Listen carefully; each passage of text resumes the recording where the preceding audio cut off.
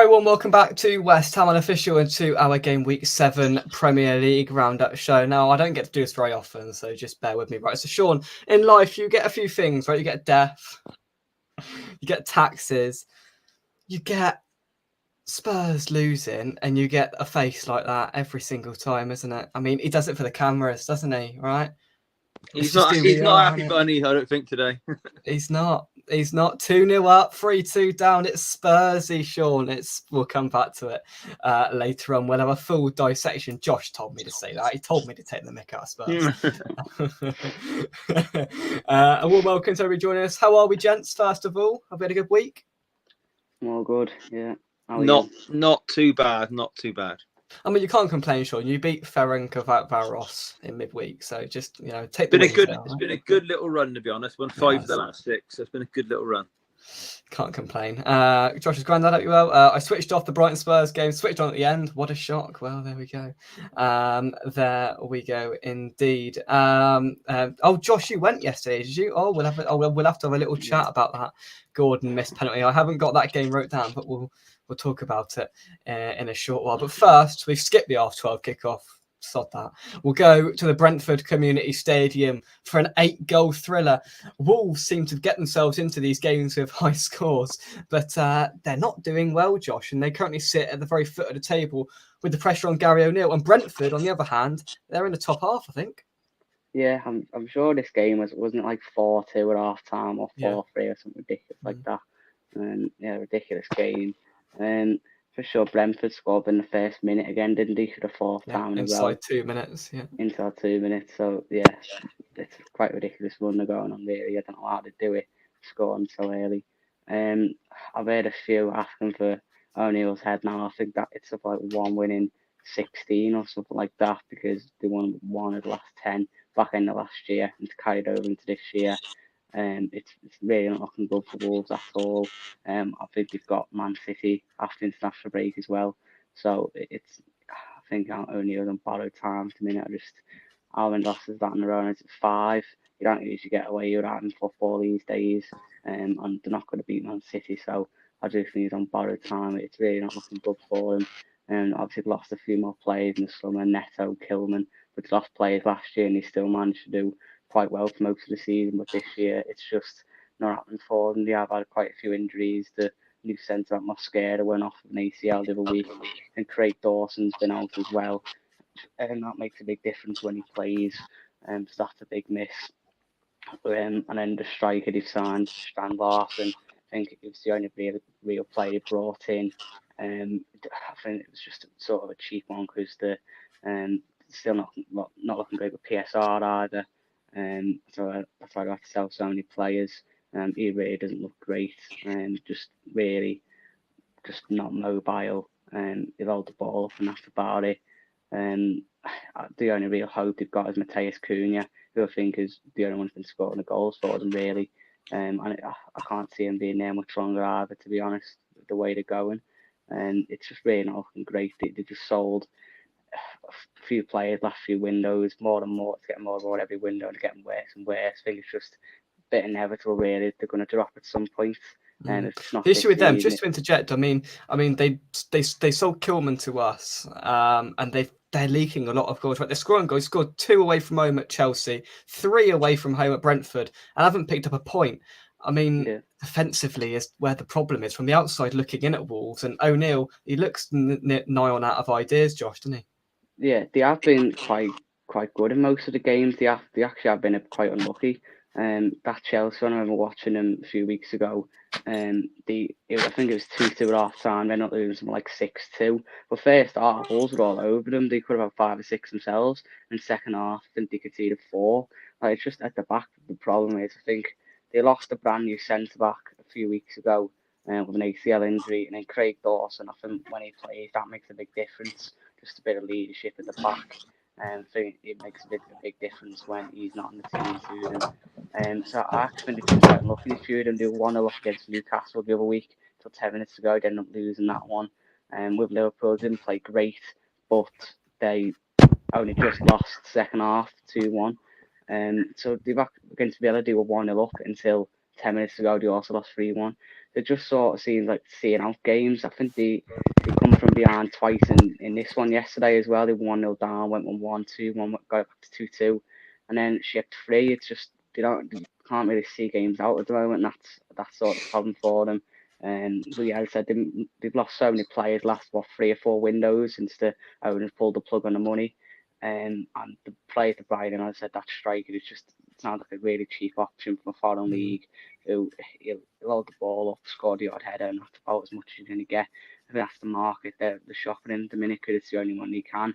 That's the only type of players they can sign under restrictions. They've had to sell how many players, and they're still having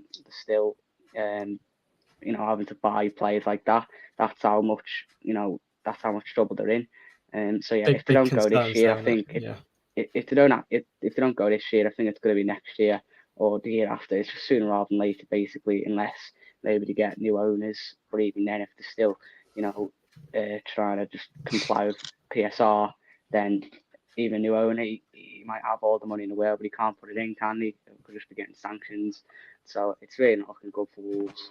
But as for Brentford, I think the top half, aren't they now? So it's not been a bad start for them. A few people had them to go down, but they've started quite well. At this early goal record, they've had certainly something. Not sure how they do it, but it's been a good start for Brentford, but it's looking grim for Wolves. It is, yeah. I mean, I think that's 4 games now. They've scored inside 120 seconds, Brentford at the start. Excellent for them. A couple of comments. Sean, I mean, most of it's about you tonight, unfortunately. You're going to get it, I'm afraid. Spurs got 2 weeks to reflect before their cut final. Absolutely 2-0 half-time. 3-2. Don't react. Can I ask on that a minute? Go on, very quickly. Go on. Why? It's a genuine question because I've never understood. Why do West Ham call it Tottenham's cup final? Because Tottenham fans call it our cup final, so it works both ways. I see both sets of fans calling it a cup final. But it doesn't, because you're the team that always ups your game against Tottenham, and Tottenham don't. So what you're saying is we always beat you, basically, then? You don't always, but you play better against us, and we just treat it like a game like we're playing a Brentford or a Southampton. So we've got no control over what those players do. Absolutely no control. No, but there you go.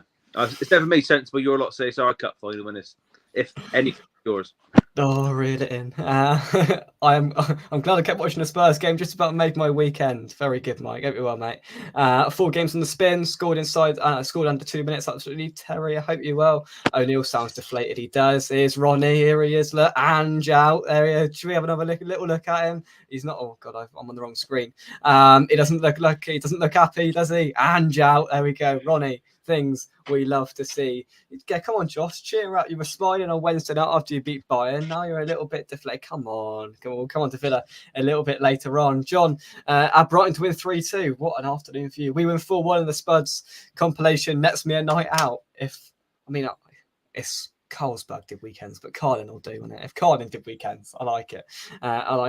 Brighton 3, Dart Players FC 2. Sean, I mean, if you jump ship, look, I wouldn't blame you if you've jumped ship, all right, after what you've just had to watch. But have you converted to being a Barcelona fan? I've been to Barcelona twice. What's your games? That count? Yeah, there you go. He's changed. He's shifted. Evelyn had enough of this manager. Clueless. No game management. Huge result for Brentford this weekend. Absolutely.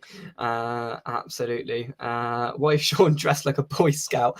That does, to be fair to Sean, that shirt does look a little bit like a scout uniform, don't you think? It's a legendary Barcelona away shirt from the late 90s. That's what it is. Okay. And it's got a name and number on the back of it as well. So if someone can guess who the name and number is, then they get a prize. Yeah. Well, guess what the name and number is. Yeah. I don't have a prize. Neither do you. Don't worry.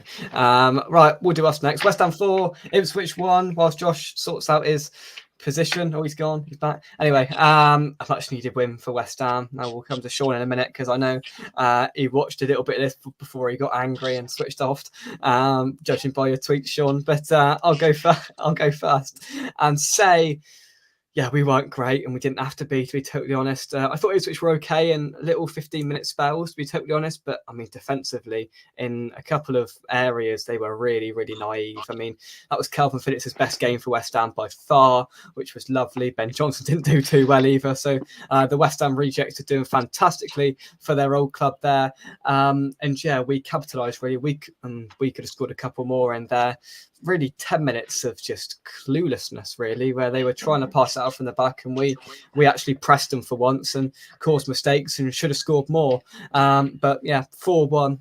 Needed the win, got the win. I think it helped scoring really early, despite it then being pulled back. It just gave us a little bit of confidence to push on for all of our front four to get a goal. Paqueta, Kudus, Antonio and Bowen, I think, was really good as well. Minutes for Gillerherme and Somerville off the bench. Overall, a really good afternoon, much needed as we head into the international break. Always good heading into the international break with a win. And I'm the only person on here that can say that. I'm going to say that because there's not many good things I can say that you two haven't got. So I'm going to clutch at that straw and run with it. Sean, I know you watched a little bit of this, and you, from what I've seen, you were a little bit disappointed of Ipswich's defensive.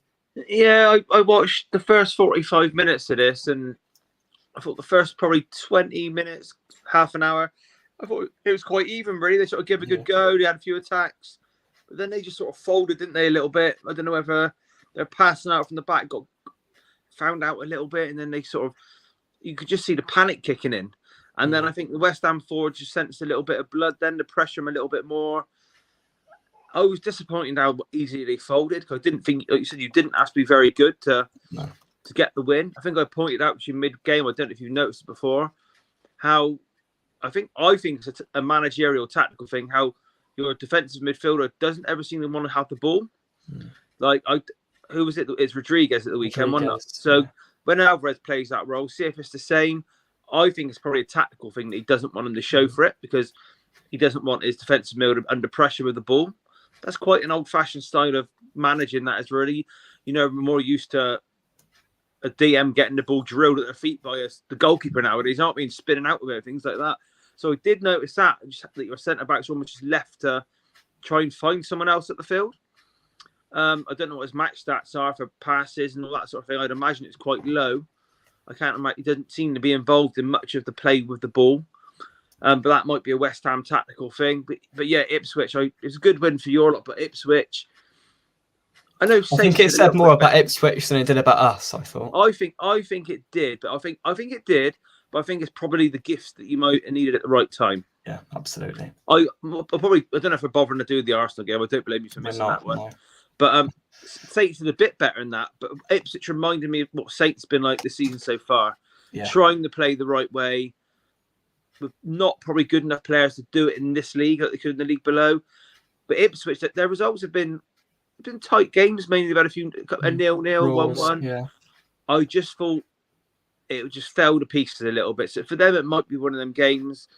They're going to struggle. We know that they're not going to get many wins. But I was disappointed how easy you won without having to put too much football into it. Really, some nice finishes, nice goals, but I didn't think there's anything out of the ordinary which a good team might be a defending against. But like I said, it probably did say more about Ipswich than your lot. But you needed a gift like that at some point. We did. Right. Is it Rivaldo? Is it Ronaldo? Is it R9 on your back? Yeah, it's Ronaldo 9 on the back. R9, there we go. This era, it'd have been Ronaldo 9 or Stoichkov 10 or 11, I believe, something like that. There we go. Try spelling that, somebody. The best centre forward ever to play the game, if you ask me, by the way. Was it? See, look, Mike acknowledges you. Look, Sean. So you come on, you take it on the chin. We'll talk about Spurs later, but you've had most of it already. Don't worry.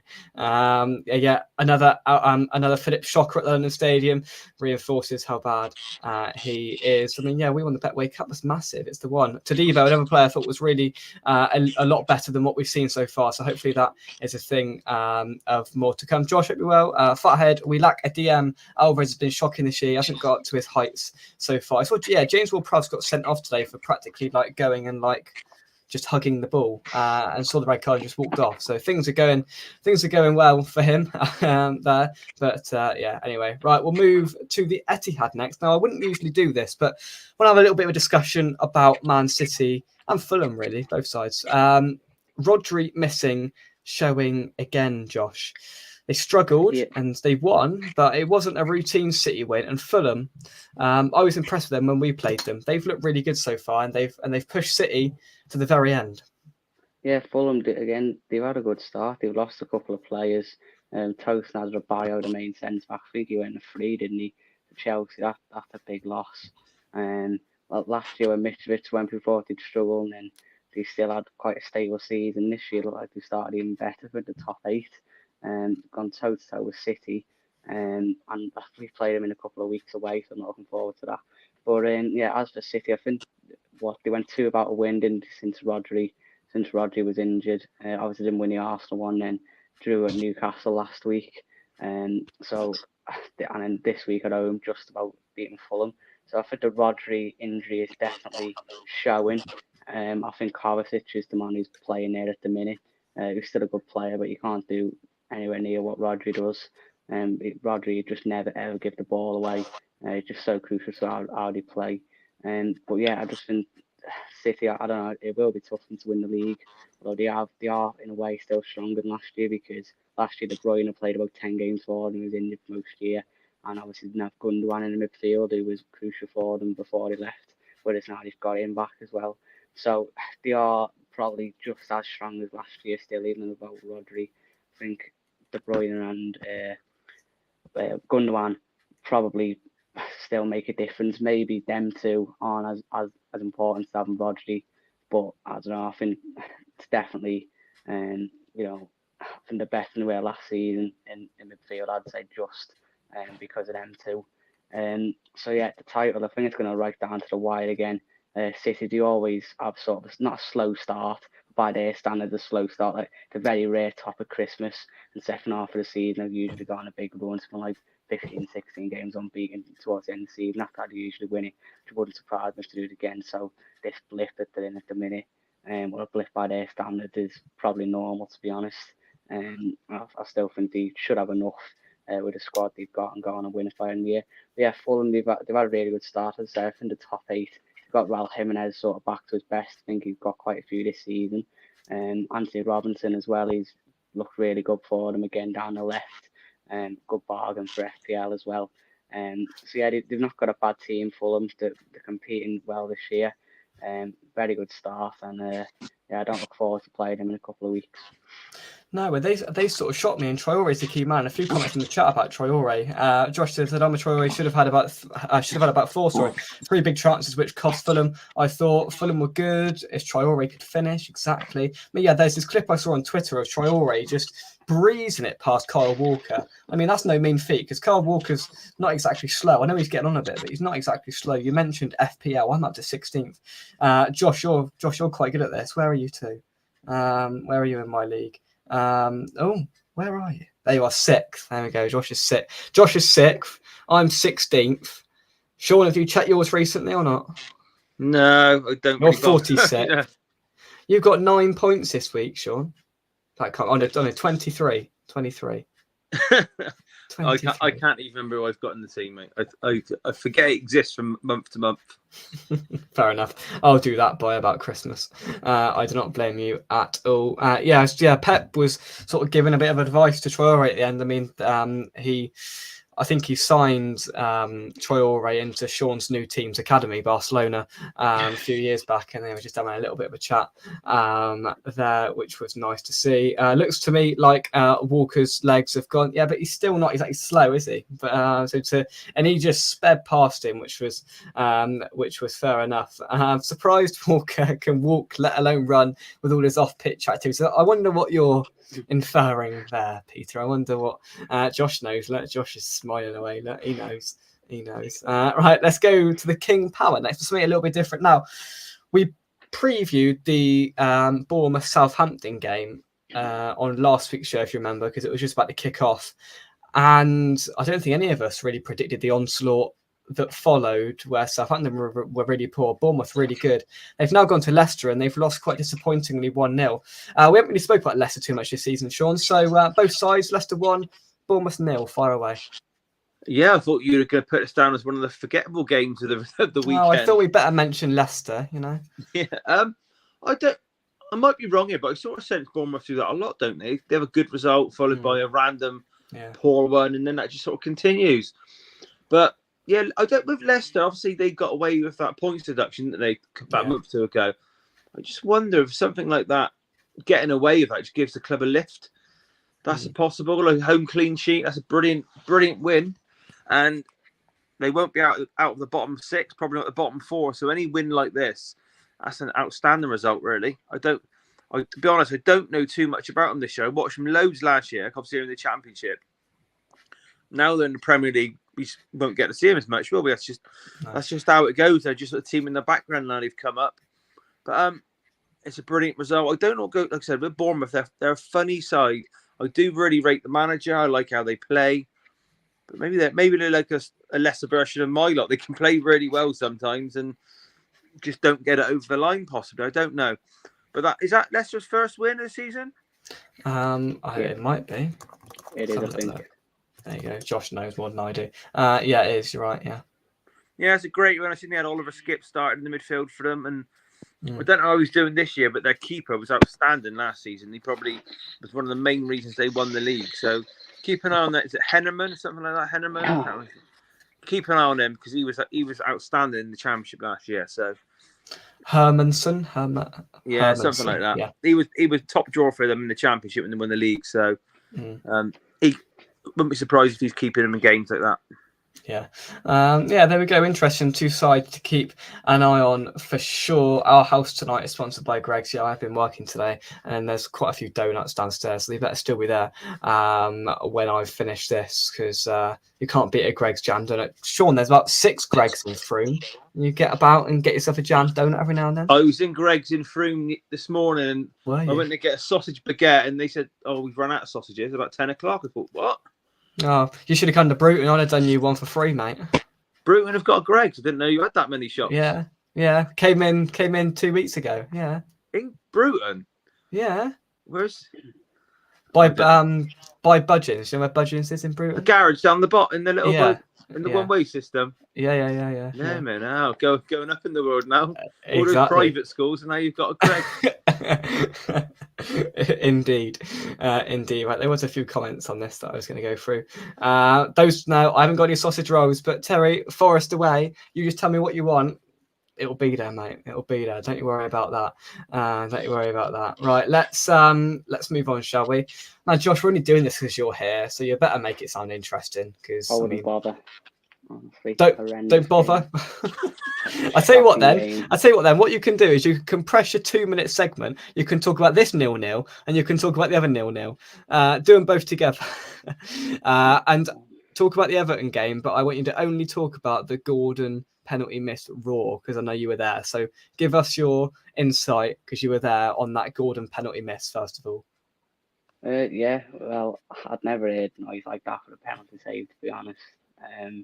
I think they celebrated it more than the disallowed goal they scored. Obviously, didn't notice disallowed at the time, so they celebrated more than the goal, basically. And it was just this Gordon. He was just first off now, and he was diving everywhere. He was like this. They were really giving him loads, because he was just, every time he get the ball, it just fall on the floor, and the referee would give it.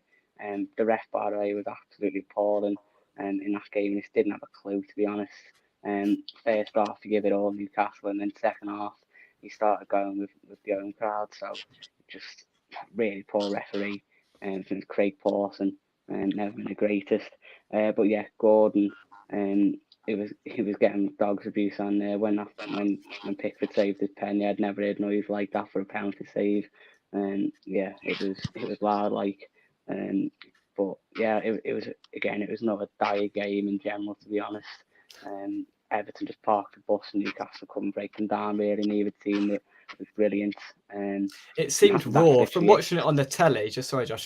From watching it on the telly, I mean, Carragher was on comms. He was like, "I've never heard anything like it," and we were watching it, and it just seemed mental. Like they're like, if he misses this, Goodison Park's going to explode, and it did, and it seemed mental. And I was like, you know what, that's brilliant. The whole of the Gladys Street end was just going ballistic, like they've scored a last-minute winner. It was personal, wasn't it?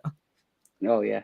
Yeah, they can't stand him just because the way he left. You know, he was only about probably 20. He'd had one half decent season, and then he was crap in the first half of the season under Lampard of that 22-23 season. He was awful, and then they took the 50 million for him, which would have snapped your hand off for at the time. But obviously, he's gone on to turn out to be a good player in the end. But yeah, it was just the way he left, and how he sort of forced to move. Just they don't feel like him, let's just say that. But yeah, I'd never heard noise like that for that penalty save. It was yeah, it was loud. Brilliant. But yeah, It I'm going was. to talk about the Villa game now. I'll tell you what you Or could not. do. Talk about the Bayern game instead. We don't talk about Villa Man United crap. Talk about the Bayern game instead. Do that. Yeah, it was wow, unbelievable night really. Honestly, on the performance, we weren't great by any stretch. We sort of just parked the bus, and it worked. We had a few breakaways, and we always looked dangerous because they played a really high line. Watkins had Upamecano on strings. How he wasn't sent off as well first half, I don't know. I'm not sure if you've seen it, but first 5 minutes, Watkins is away on the halfway line. Upamecano pulls him down, like jumps on his back. Ref doesn't even give a foul. And he does the same thing about 5 minutes later. Ref books him then, but it should have been a second yellow because the first one, 5 minutes earlier, was identical to it. So they should have been a man down about 15 minutes in. But the ref bottled it, to be honest. And the European refs, can I just say, they are absolutely shocking. That the worst Yeah, they're Premier not League great, ones are I've they? experienced a few of them. They are really bad. Like they make the Prem ones look decent. It's unbelievable. Yeah, as for the performance, it wasn't great at all, to be honest. But the game plan worked. We parked the bus and we nullified them. They just couldn't break us down. We didn't have too many clear-cut chances. Martinez was called into action a few times, made a couple of really good saves. But I wouldn't say they battered us by any stretch of imagination. They had all the ball, but we probably had a few good chances as well on the breakaway. They dominated the ball, but they never really, I'd say, looks too dangerous. And then obviously the ran in with about 10 minutes to go to seize the keeper off his line, and unbelievable finish. Absolute scenes. I wasn't Don't lucky talk enough to about go to the John game. Duran, Josh, please. Don't I, talk about John Duran. I wasn't lucky enough to go to the game, unfortunately. But we nearly went to the game. It's a long story. Didn't fit the criteria to go. Basically, I had to go to. You had to have been to one Conference League game from the year before, and I didn't go to any. So that's the only reason I didn't You go. glory Basically. hunter, right? You sodded off the Conference League, so you couldn't get a ticket for the big show, right? You glory It hunter. serves me right for not going Yeah, to it does a serve mighty you Conference right. League game. But yeah, from what I've heard, people who've gone, the atmosphere was just like they'd never had anything like it. Apparently, like the floor was shaking. After the first goal went in, all four stands, all four sides of the ground were standing up, which you never get that, especially in the Trinity Road where all the posh ones sit. So incredible atmosphere from what I've heard. And yeah, beat Bayern Munich again, just like the final in '82. I saw some mad stats saying since '82, Bayern have won something like, since the final in '82 where we beat them, Bayern have gone on to win something like 60 odd trophies and Villa have won 2 or something ridiculous like that, and then we beat them again in 2024. Unbelievable, really. The performance, I weren't great, but I don't care. I couldn't care less how we played. He doesn't care, does he? Famous night. Yeah. Fair play. I don't know what to say. I still Yeah. haven't sunk in yet, to be honest with Bayern Munich.